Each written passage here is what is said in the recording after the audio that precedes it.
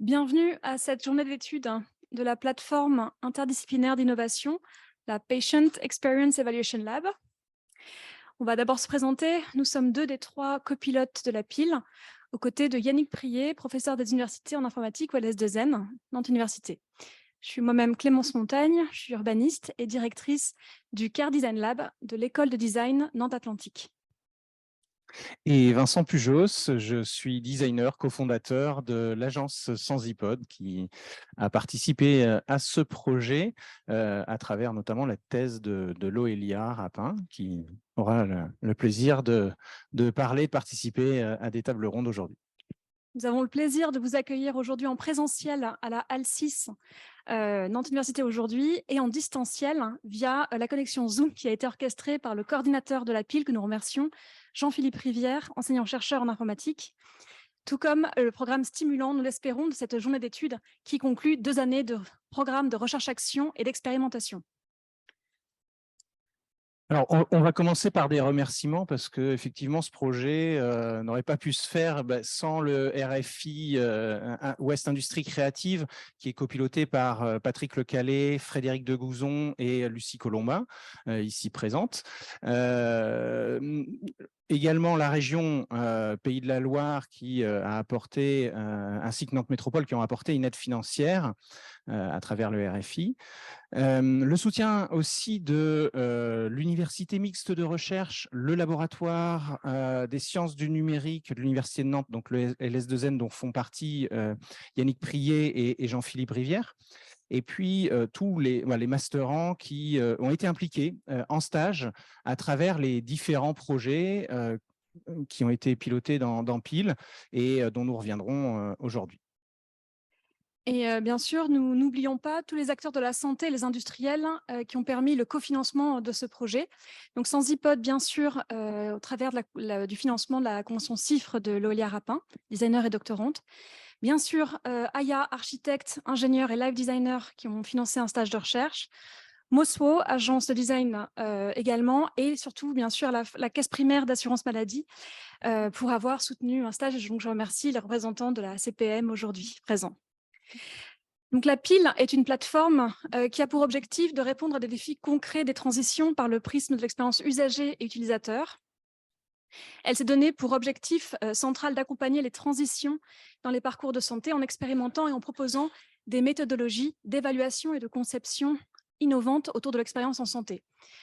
Elle s'est organisée autour de 3 approches complémentaires. D'abord, une réflexion interdisciplinaire sur les enjeux de l'expérience des participants de parcours de santé et des parcours patients.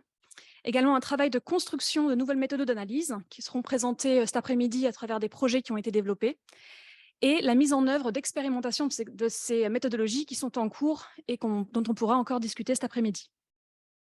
Cette P2I a du coup eu le plaisir de rassembler des industriels, des chercheurs et des acteurs de la santé dans un programme innovant.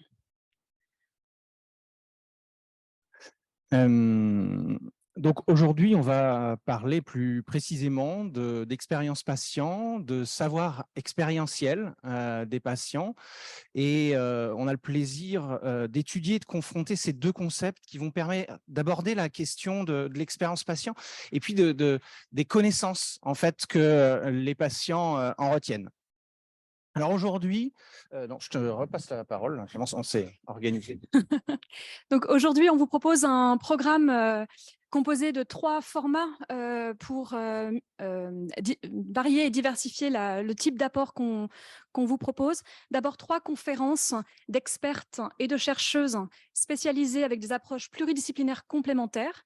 D'abord, la conférence de Marie-Pascale Paumet, qui est médecin santé publique et titulaire de la chaire expérience patient au centre hospitalier universitaire de Montréal.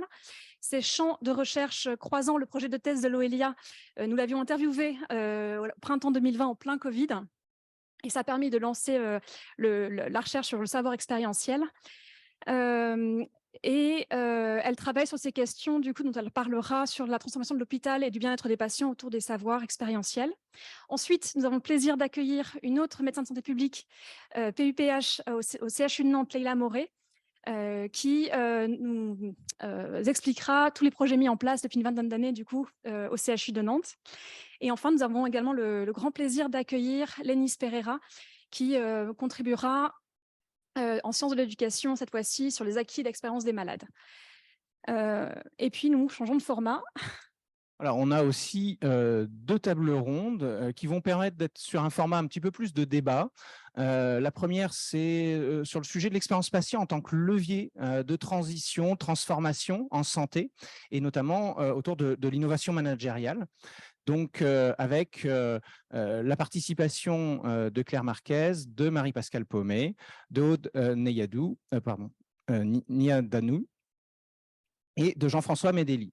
La deuxième table ronde, c'est sortir de l'exception, comment mobiliser et monter en charge sur l'expérience patient. Là, l'idée, c'est effectivement, on va parler d'expérience vécue, de savoir expérientiel des patients pour analyser un existant, le concevoir, évaluer cette intervention en santé et ça va être l'occasion voilà, notamment de s'appuyer sur les projets qui ont été développés au sein de Pile voilà, pendant 1 an.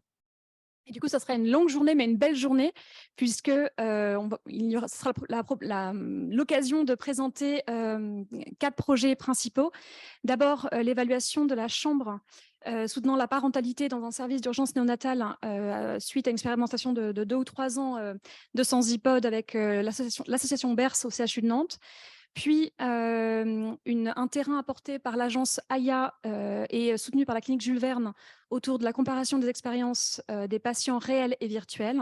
Et enfin, un sujet porté par 2 chercheuses en sciences de gestion sur l'expérience patient pour comprendre la digitalisation d'un service de santé avec Mon Espace Santé mis en place par la CPM.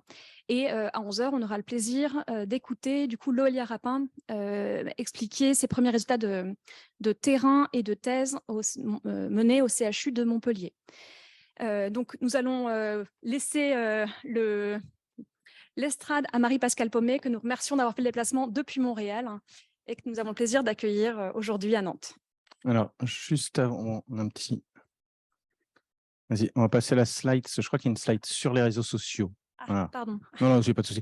Le programme, alors peut-être juste le programme de la matinée, parce qu'on là, on a présenté les différents thèmes. Il va se réafficher. Hop. Il y a un petit... Problème de connectique. Donc, effectivement, on commence par la présentation de Marie-Pascale Paumet. Après, on aura une courte pause qui permettra de prendre un café et d'échanger entre nous. Et puis, je ne l'ai pas en tête, mais il est sur notre feuille. Voilà. Après, on va démarrer sur la première table autour de l'expérience patient et l'innovation managériale. Et puis, en fin de matinée, on fera la revue des projets, de 2 premiers projets nantais. Donc, nantais et pour la thèse de Loelia et puis la chambre de néonates. Sur les réseaux sociaux, si la télécommande, elle ne veut pas, il y a un hashtag. Ah oui. Alors voilà, le hashtag de la journée, c'est expérience patient 17 novembre, voilà, 17/9. Et donc, effectivement, c'est retranscrit sur YouTube et on a effectivement en ligne quelques personnes. Voilà.